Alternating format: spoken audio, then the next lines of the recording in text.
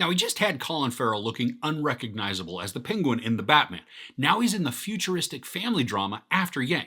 Now, I got to see this at Sundance, and it's now coming to Showtime. But is it worth the watch?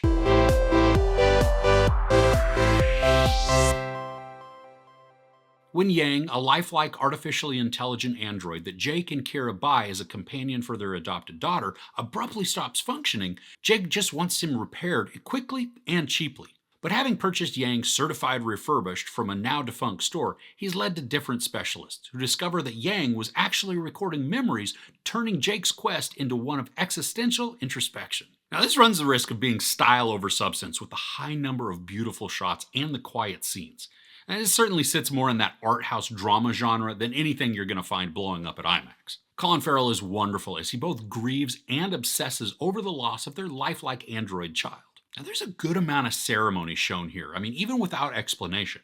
Farrell owns this tea shop, so we see many scenes of him just preparing the tea, and he does it with such great care. There's even a compelling dialogue about tea, but really it gives way more insight into Farrell's character than really having to do with the tea itself. I mean, it also speaks to his relationship with Yang, showing the emotional connection that was shared between the characters. Now, the aspect ratios change in order to give us visual clues of how certain scenes are being carried out. Now, normally the film is presented in a letterbox format, but because this is like a near future story, the characters do some sort of video chat, and then the perspective changes to almost a 1-to-1 ratio. Now, the film doesn't explain how the video chats work because they don't look like they're actually talking on a screen.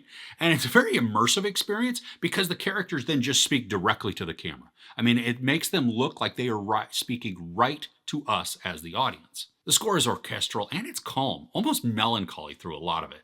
Now, it fits with the overall tone and the pace really well, I think. The whole movie is pretty somber too, and Farrell's performance, it's reserved, which then keeps right in line with the rest of the tone of the movie. Now, I loved the cinematography. There is this muted hue to the colors, which also are more earthy and drab, but I still think they're wonderful to watch. Now, it sounds weird to say, but the color palette actually matches the quietness of the story. I'm not sure if that really makes sense or if that's the best way to describe it, but there's just a calming effect that the visuals have that then work together with the score and the pace. And it's quiet, slow, maybe even repetitive, as we just watch memories relived and rewatched. This doesn't make it boring, but it does make the time progress slowly. Now, it's 96 minutes long, but you feel the time for at least the first half of the film. And the crux of the story really comes about halfway through, meaning that you have to watch without much payoff or explanation, and then it will finally begin to build something compelling. I like the journey Farrell's character undertakes as he dives more into Yang's memories, and it's a good surprise what is uncovered in that journey.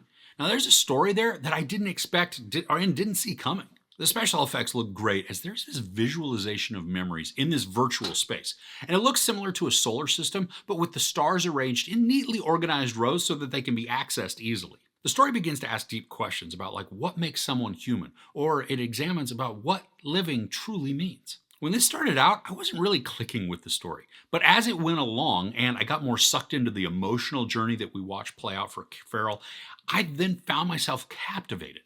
And this isn't flashy or big, but the subtle and quiet storytelling can be very entrancing if you let it. Now, while I didn't love the beginning, and I actually struggled to get connected to the narrative, After Yang turns out to be a beautifully told story of love. The way memories are utilized for the storytelling creates an engaging and touching tale of family. And while the presentation, combined with the slower story, threaten to be more style over substance, if you stick with this art house emotional character journey, there is a satisfying payoff overall. There's no sex, nudity, or violence, but there is a little bit of profanity. I give After Yang 3.5 out of 5 couches. Are there any near-future movies that have really grabbed you? I think always back to Robot and Frank. I just love that relationship. But let me know what you think in the comments below. If you enjoyed this review, please give it a like. Also, don't forget to share and subscribe. I'm Chris. This is Movies and Munchies. Thanks for couching with me.